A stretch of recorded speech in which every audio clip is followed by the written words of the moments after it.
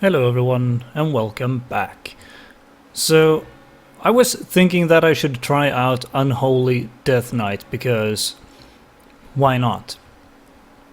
So I've just switched over to Unholy, and this one looks quite interesting. I raises an additional minion, so let's see how that will actually work. Raise dead. Oh, so now I have two instead. Well, that's quite fancy. But then again, will one of them be, turning into a big guy? I find that hard to believe. Festering Wounds deal 50% more damage when burst. So Festering Wounds is actually coming from Festering Strike. And yeah, Festering Wound actually generates runic power. Scourge Strike, 1 Festering Wound per burst. Okay, so the rotation is pretty much Festering Strike, then use Scourge Strike, or you just use Outbreak. Virulent Plague deals half the damage. So that actually seems to be quite nice, but I'm actually gonna go for that one. We have Epidemic, flares up, dealing damage, additional shadow damage. Festering Wounds, blah blah blah, you gain 1 rune. That can be quite nice. Your next 4 auto attacks infects your target. I'm probably gonna go with that one. When a Festering Wound bursts, you gain 100% increased attack speed for 2 seconds. Seems nice. Each Festering Critical Strike applies 2 additional wounds. Seems quite nice as well. No, I think I'm gonna go with that one just to give it a try. Instead of a ghoul, I get an abomination. Exviciate, which is pretty much a standard talent right now currently for Blood Death Knights. Outbreak reduces movement speed. Well, I'm gonna take that one, so I have to do like that. Oh. Stench Gut. Okay, fancy name. Spell Eater. Your anti-magic shell is 20% larger and lasts 5 seconds longer. That seems quite nice. For the next 10 seconds, 90% of all damage you take is transferred to your abomination. If your abomination is slain while this spell is active, it cannot be resummoned for 30 seconds. So that seems to be quite nice. Wraithwalk, 30% increased movement speed and cooldown reduced by 15. So anti-magic shell lasts 5 seconds. So I'm gonna take Corpse Shield for this one. So then we have Shadow Infusion. While your abomination is not transformed, Death Coil will also reduce the remaining cooldown of Dark Transformation by 5 seconds. That seems nice. Necrosis. Dealing damage with Death Coil causes your next Scourge Strike to deal 35% more damage. Well, that is actually really good. Your abomination's cleave attack has a 35% chance to cause festering. I'm gonna go with that one for now. Replaces Gargoyle with Arbiter or a Valkyr. Increases your mastery.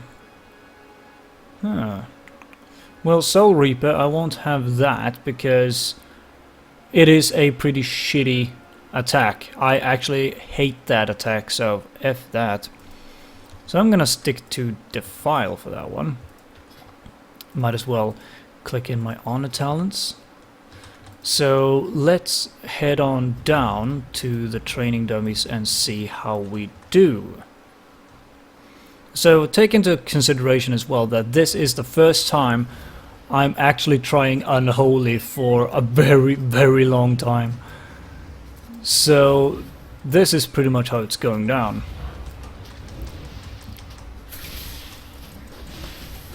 Seems quite nice. Yeah, it actually seems like Unholy will actually be doing good. I like it a lot, as of yet. And it doesn't feel bad. So what if I do like that? Whoa! Hello!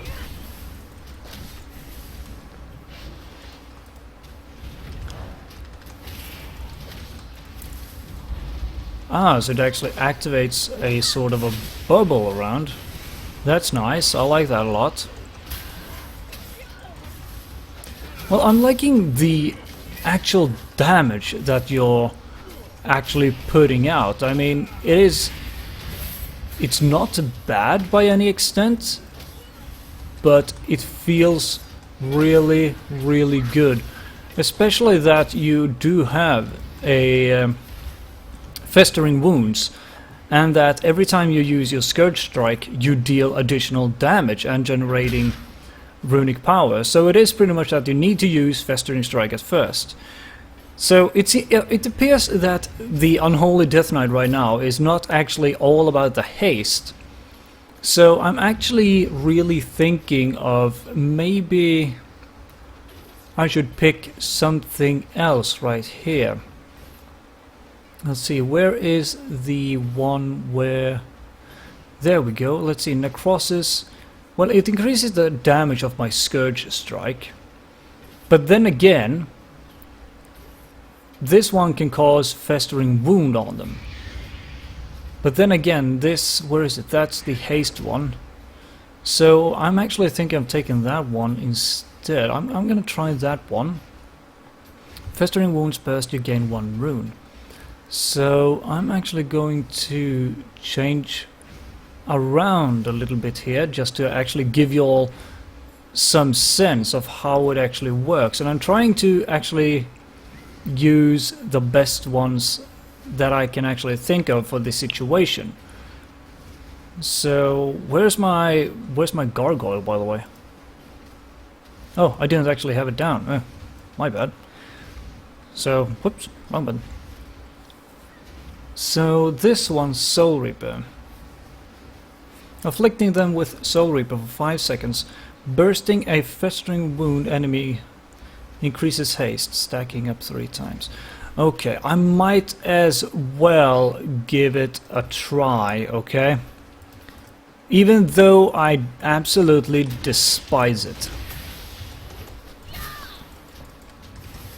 So let's give this a shot and see what we can actually end up with. And it doesn't actually show much. Not that it didn't even actually increase my haste. What the fuck, dude? It didn't increase my effing haste. Where am I really that fucking blind that I can't actually read? Critical strike. Well, strike an enemy's soul for 50,000 damage, shadow damage, afflicting them with Soul Reaper for 5 seconds. Check. Bursting festering wound. It bursted the festering wound for fuck's sake, and I didn't get my haste.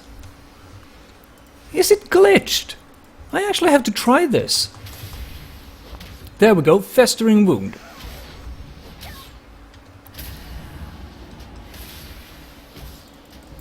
Oh, so it actually does increase it up there, so fine. Okay, so it seems like the overall spec right now, apparently I did something wrong.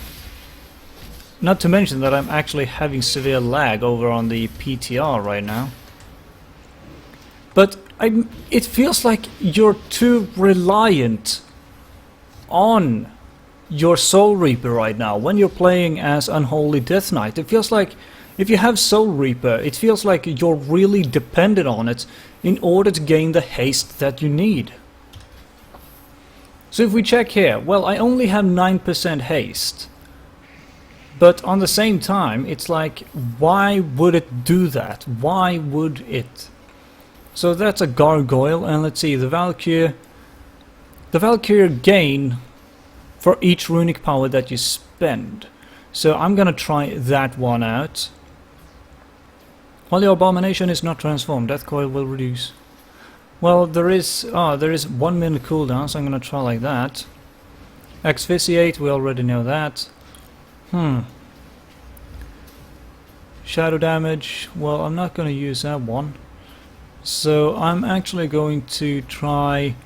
I'm gonna try Blighted Rune Weapon. Oh, it's an attack! So... well, it's not actually an attack, it's something that you click and then it activates. I'm gonna try out that one as well, just for the hell of it. So, let's get going!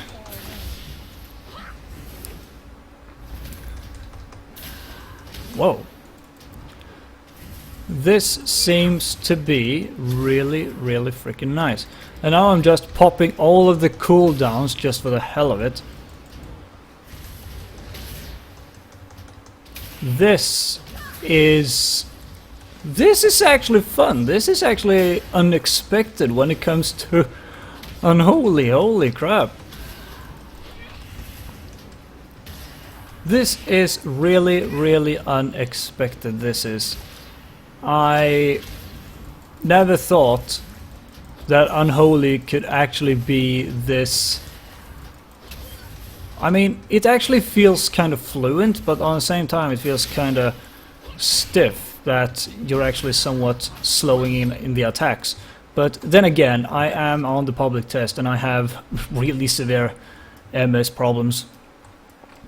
But hopefully this tiny video, this tiny demonstration will actually explain to you how Unholy Death Knight plays out right now, currently in the public test. And this patch is actually coming out, well, quite soon actually. So stick around for that. And hopefully you enjoyed this video. So if you liked it, then please like, share, subscribe. And it will actually help me out a lot. And hopefully I will be able to create better content for all of you. And I will try and bring you the best news from your average player. I'm not a pro player. I'm not a player that goes like, oh, I'm the best in the entire freaking world. I'm not, and I don't claim to know everything. I have always been a raiding player, but now I'm more laid back, a little bit more casual. So I'm speaking from the point of your average player, not the hardcore raider, not the hardcore PvPer. I'm the kind of player that goes both ways. So with that being said, so if you want to discuss anything, then please leave a comment, and hopefully you enjoyed this video. This is Deus Gaming, and I will see you all in the next video.